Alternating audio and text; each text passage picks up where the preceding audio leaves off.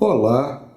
Antes de iniciar o estudo da parte geral do Código Civil, cujo objetivo maior é a regulamentação básica e genérica das relações jurídicas, seus sujeitos, as pessoas e seu objeto último, os bens, devemos começar pelo estudo das situações e das relações jurídicas. Elas são importantes na medida em que todo o direito civil se estrutura em torno delas e de suas funções. Como as pessoas se vinculam juridicamente umas às outras? O que é um contrato? Como se constitui a propriedade privada? Como se desenrola a vida familiar? Para responder a essas e a outras perguntas, é fundamental o entendimento do que sejam relações e situações jurídicas, o que passaremos a fazer na sequência. O que seria uma situação jurídica? Uma definição possível seria a seguinte: situação jurídica é a disposição de sujeitos em relação a um objeto. Disposição aqui há de ser entendida como posição, posicionamento ou mesmo atuação. Enfim, é o conjunto de circunstâncias, de direitos e deveres que envolvem sujeitos e objetos. Há várias espécies de situações jurídicas. Começamos pelas existenciais. São situações cujo objeto não tem valor econômico. Um indivíduo se chama Tiago. Está assim posicionado quanto a seu nome, que é único. Por isso mesmo, por ser único, o posicionamento não é só do titular do nome, mas também de todos aqueles que não sejam titulares desse nome único. Para esses não titulares, há o dever de se abster de atentar contra o nome do titular. Vemos aí que essa situação consiste numa relação jurídica entre um sujeito certo, o titular do nome, e sujeitos indeterminados, os não titulares. De outro lado, há as situações patrimoniais, situações cujo objeto consiste num bem economicamente avaliável. Uma pessoa deve R$100 a outra. Ambos, credor e devedor, estão posicionados em relação ao objeto, a prestação pecuniária. Esse posicionamento consiste em relação entre credor e devedor, pessoas certas e determinadas. As situações jurídicas podem ainda ser simples, quando consistirem em apenas uma relação jurídica, e podem ser complexas, quando consistirem em várias relações jurídicas distintas, mas coligadas.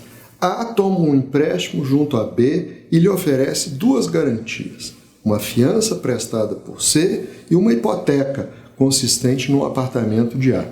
Pode-se entender essa hipótese como uma única situação jurídica complexa que se divide em várias subsituações consistentes em relações jurídicas distintas, contrato de empréstimo, contrato de fiança, contrato de hipoteca e a relação hipotecária dele decorrente, bem como a relação de propriedade cujo objeto é o apartamento de A.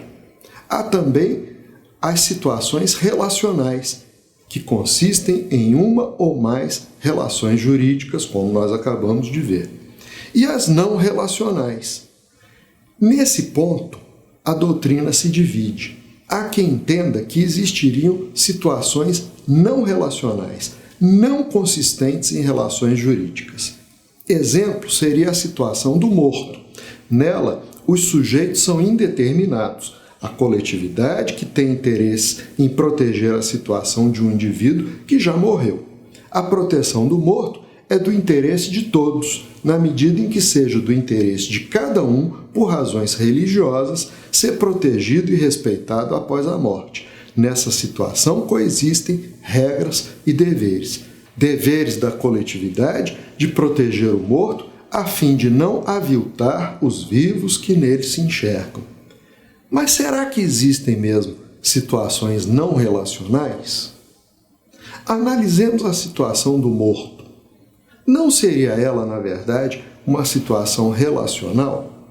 Não haveria nela uma relação jurídica entre os vários sujeitos indeterminados, integrantes da coletividade? Entre cada um e todos eles, estabelece-se uma relação segundo a qual cada um pode exigir do outro que respeite as normas que protejam o morto. Situação idêntica seria a dos animais e das plantas. Todas essas situações se caracterizariam assim necessariamente por relações jurídicas. Por falar em relações jurídicas, o que seria uma relação jurídica? Uma definição possível seria a seguinte: relação jurídica é um elo entre sujeitos que se movimentam cooperativamente, vinculados por direitos e deveres recíprocos. A estrutura da relação jurídica é composta de sujeitos, como regra as pessoas, de um objeto, como regra e em última instância os bens, todos eles vinculados por direitos e deveres que vinculam esses sujeitos e esses objetos. Em outras palavras, as pessoas só se vinculam por direitos e deveres recíprocos. Existem várias espécies de relações jurídicas. Comecemos pelas patrimoniais. Elas têm caráter econômico, por exemplo, a relação entre comprador e vendedor. São espécies de relações patrimoniais, as obrigacionais e as reais. As relações obrigacionais estabelecem-se entre um credor e um devedor. O devedor, deverá realizar uma prestação em favor daquele credor. A prestação poderá consistir em dar, fazer ou não fazer alguma coisa. As relações reais se estabelecem entre o titular de um direito sobre uma coisa e a coletividade. Imaginemos que uma pessoa seja dona de um carro. Se ela é a dona, significa que ninguém mais o é. Dessa relação de domínio surge uma relação jurídica entre o dono e os não donos, ou seja, entre o titular de um direito sobre uma coisa e os não titulares. O sujeito ativo dessa relação é o titular. Os sujeitos passivos são os não titulares, quais sejam todas as outras pessoas do mundo que não sejam titulares de direito sobre aquele bem específico. O objeto é o bem, e o vínculo se compõe dos direitos e deveres do titular e dos não titulares que deverão respeitar os direitos do titular. Além das relações patrimoniais, que se dividem em obrigacionais e reais, há as existenciais. Elas têm caráter não econômico, como poderá ser, por exemplo, a relação entre uma pessoa e a coletividade em razão de seu nome, ou seja, Paulo pode exigir de toda a coletividade que respeite o seu nome. Há, assim, em razão do nome, uma relação entre o titular e a coletividade. As relações cujo objeto sejam os elementos da personalidade, como o nome, a honra, o corpo, a psique, etc., serão, como regra, existenciais. Há exceções, como, por exemplo, a imagem, que pode ser objeto de relações patrimoniais. Há também relações mistas, que se situam numa zona intermédia entre as existenciais e as patrimoniais, podendo pender mais para um lado ou mais para o outro.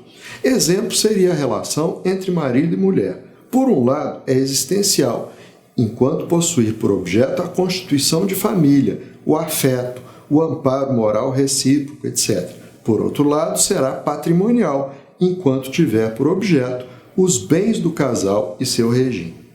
As relações familiares são, como regra, mistas, podendo eventualmente, em dado caso concreto, penderem mais para o viés existencial ou para o patrimonial. Na verdade, dizer que uma relação seja exclusivamente patrimonial ou existencial é um tanto quanto forçado. Mesmo relações essencialmente patrimoniais têm um lado existencial. O patrimônio afeta diretamente a pessoa, tanto em seu aspecto econômico quanto existencial. Quando o indivíduo descumpre um contrato, por exemplo, atingirá a outra parte não apenas patrimonialmente, mas existencialmente. O aborrecimento, a dor, a raiva, enfim, todo o sentimento que se experimenta nessas situações tem a ver com o lado existencial, não somente com o econômico. Por outros termos, patrimonial e existencial estão intimamente ligados. As relações jurídicas também podem ser de direito público ou de direito privado. A questão aí é um pouquinho mais complexa.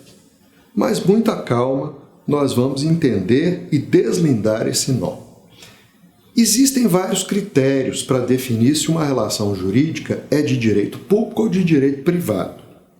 Um critério que eu acho bastante interessante, bastante bom, é o critério que parte dos titulares da relação jurídica, ou seja, dos sujeitos da relação jurídica. As relações de direito privado seriam, assim, aquelas que se estabeleçam entre pessoas de direito privado.